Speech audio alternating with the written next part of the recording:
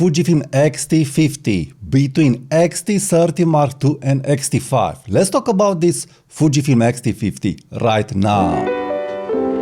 Hi there, Tudor Matescu here. I want to share with you my impressions about the launch of Fujifilm X-T50 and how the X-T50 is staying between X-T30 Mark II and X-T5. So the first news that is very important is that Fujifilm is saying that they will not discontinue for the moment X-T30 Mark II. But I've read also news that it's hard to find an X-T30 Mark II in stock. It's not clear for me what is the idea behind this. Probably they have stock and they want to clear up the stock and after this discontinue the X-T30 Mark II. Because for the moment, I really don't see any sense why they will keep X-T30 Mark II in production, having in mind that other cameras that I would love more to see in production, like an X Pro 3, for example, or other cameras, aren't in production. So it's very strange with the X-T30 Mark II that is not yet discontinued. Because for a prospective buyer, this will be, I don't know, it will be very hard to choose which camera to get, and I will tell you at the end of this video which camera has the best price regarding price and specs and which is a better travel camera from my point of view. So first of all, what I like about the X-T50? I like the rounded design. It's nice, the camera, it's well built, and I like that it's smaller than X-T5. Okay, it's smaller, it has 7 stops IBIS, so I think it's better than X-T5. Very interesting. Again, very interesting. So an entry-level camera smaller than X-T5. Strange here. Okay, next, the camera has lots of buttons and they've added a film simulation dial. And I want to address this dial especially because this dial is very interesting, but I think Fujifilm missed the ball. So on this dial, that for me it's almost a reason to buy an X-T50, you have film simulations, but you only have the film simulations from your Fujifilm camera. You can't set recipes like on the Q button. So you will just change Velvia, Estia, and so on. So just change the JPEG profile and the other settings will be kept the same. This is not okay. We already had this on older Fujifilm cameras and also on these cameras. It's very easy to change film simulations with an FN button, with a gesture and so on. We already had this option and it was very easily in general to change film simulation, but not recipes. So I think Fujifilm really missed the ball here, and if they will not bring a firmware update where you can change recipes or at least the FS1, FS2 and FS3 buttons, dial-up positions, if they will not make a firmware update where you can set those positions to a recipe, then there is no real use.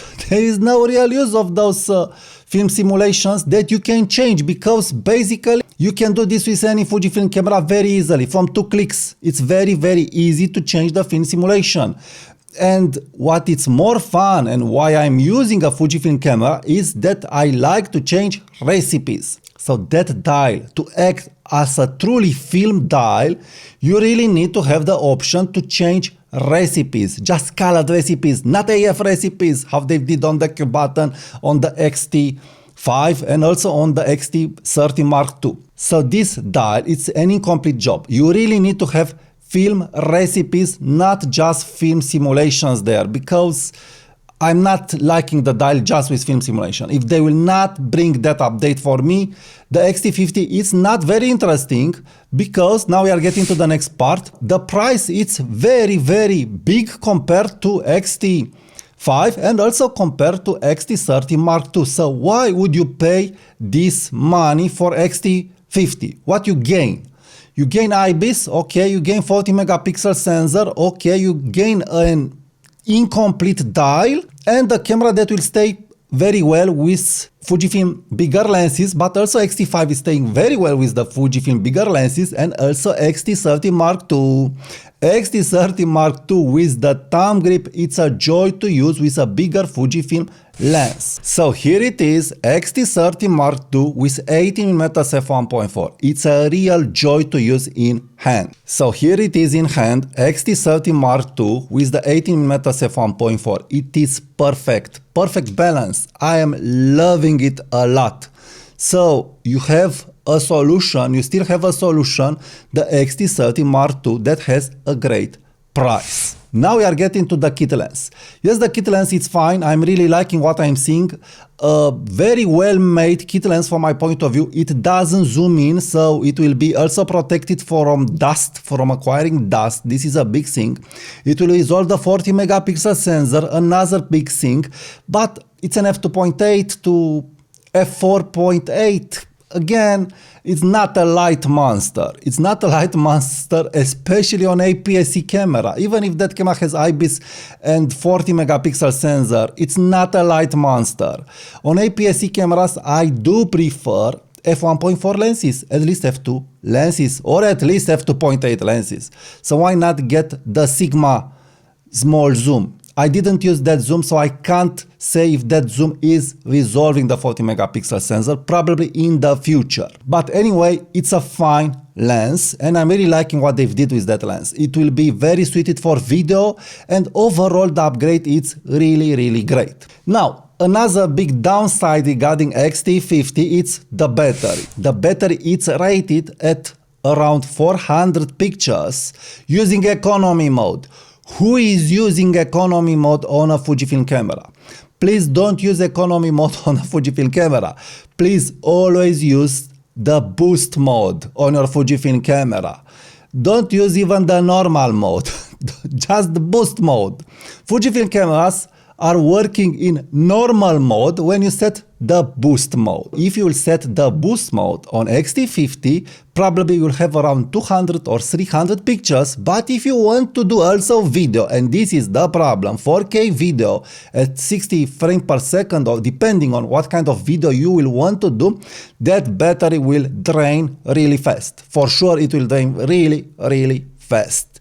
So you'll need to have at least 2-3 batteries if you want to travel, because X-T50 it is marketed as a travel camera. So now, regarding image quality, portability, battery duration, specs, which camera to choose between X-T5, X-T30 Mark II that it's not discontinued yet, and X-T50. Well, the X-T50, it's a nice camera. I'm really liking what I'm seeing there, but even so regarding specs, power, X-T5 it's much better, much better, and it's still portable, and it's still great for a travel camera. It's still great for a travel camera. You have a juicy battery that is lasting, and it's lasting. You don't want to switch batteries when you are traveling and you are moving fast. You really don't want to do this from my point of view. Next, you have 2 SD cards for traveling. Again, next, you have 15 frames mechanical shutter for sports, for action, and it costs just a little more than X-T50. It is weather resistant. It is weather resistant. Now, the X-T50 is not weather sealed. The lens is weather sealed, but the body is like X-T30 Mark II. It's not weather sealed. So if you are traveling, why not have a fully weather sealed camera like X-T5? Why don't you would want that? Now regarding the weight, X-T50 is lighter with around 120 grams compared to X-T5. This is much lighter. It's around 300 grams, so 200 grams and more.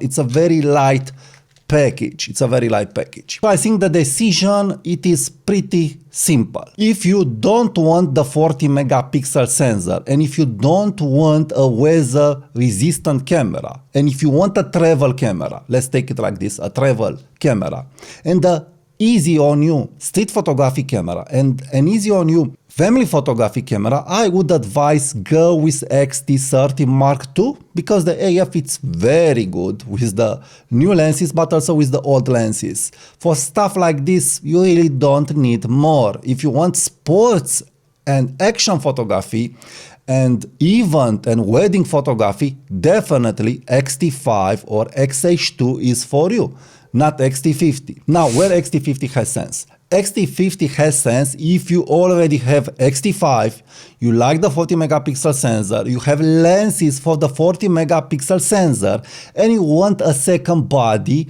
to be paired with X-T5, and you don't want to have two X-T5s or an X-T5 with an X-H2.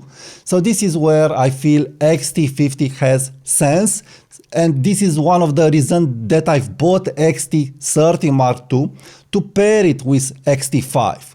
So other than that, if you really don't have other Fujifilm camera, and if you are new to the system, I do advise get X-T30 Mark II. It's a very, very extraordinary good camera. It is very well built, very well built. The images are really great, and it's an X100V replacement. You have the sensor from the X100V, from the X Pro 3, and with the old lenses, but also with the new lenses, you'll have that magic color of that X-Trans CMOS 4 sensor. This is why personally I'm really liking my X-T30 Mark II, and I would be very tempted to buy X-T50 just when they will make an update, if they will make an update to that film simulation dial. That film simulation dial, it's a genius move, but it's in the end not enough.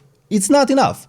If they will not make that dial to be able to take recipes that you can save in your firmware or on your Q button, then it doesn't have any sense. It's just a gimmick. It's just like a red button that I'm adding on the top of my camera. This is my take on this dial. It's a move, but it's incomplete, undecisive, or bad move because you can't put recipes. Again, if they will update the firmware, who knows if they will do this, with recipes on that dial, then there is another discussion. Another discussion. Then yes, Fujifilm will really act as a film camera, and I'm thinking if they will put a dial like this on X Pro 4, again, with recipes, with film simulation recipes, not just with their standard profiles, JPEG profiles, then yes, finally we could say that we have a digital camera that it's mimic film because you are